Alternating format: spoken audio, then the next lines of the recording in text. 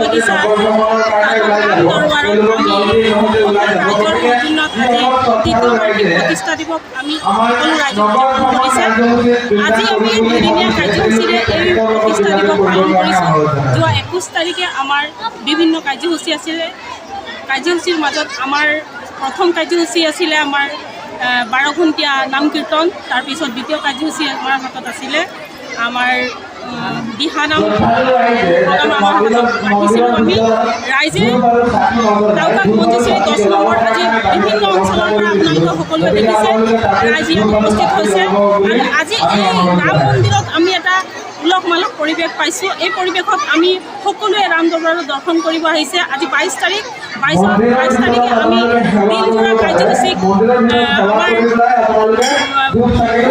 আমাৰ যি কাৰ্যসূচী আছিলে হোম হল, তাৰপিছত আমাৰ বিভিন্ন কাৰ্যসূচী আছিলে।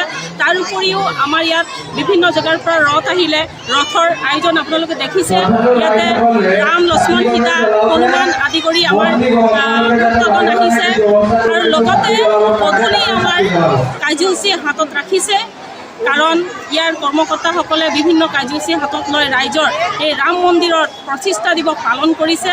আৰু বিভিন্ন জেগাৰ পৰা ৰাম দৰবাৰত মানুহ আহি উপস্থিত হৈছে। সকলো ৰাইজকে আন্তৰিক ধন্যবাদ জনাইছোঁ। এনে পৰিৱেশ আমি বছৰে বছৰে পাওঁ আৰু এনে পৰিৱেশত আমি থাকি অসমবাসী তথা আমি সকলো ৰাইজ হৈ ধন্যবাদ জনাইছোঁ। আৰু টাউকাবাসী সকলো ৰাইজ, টাউকা ওচৰে পাঁজৰে আমাৰ যিমান অঞ্চল আছে সকলো ৰাইজে ৰাম দৰবাৰে ৰাম ভগৱানে যাতে আমাৰ সকলোকে সুস্বাস্থ্য কামনা কৰি সমাজখনক আগবঢ়াই সম্পৰ্কত লৈ যায় তাৰে আশা ৰাখিছোঁ। ভগৱানক আমি কৃতজ্ঞতা জনাইছোঁ, কাৰণ এনে এটা পৰিৱেশ দিবৰ কাৰণে ৰাইজৰ সহযোগ, ভগৱানৰ আশীৰ্বাদ, ঈশ্বৰৰ আশীৰ্বাদ আমাক নিচেই প্ৰয়োজন আছিলে। ধন্যবাদ।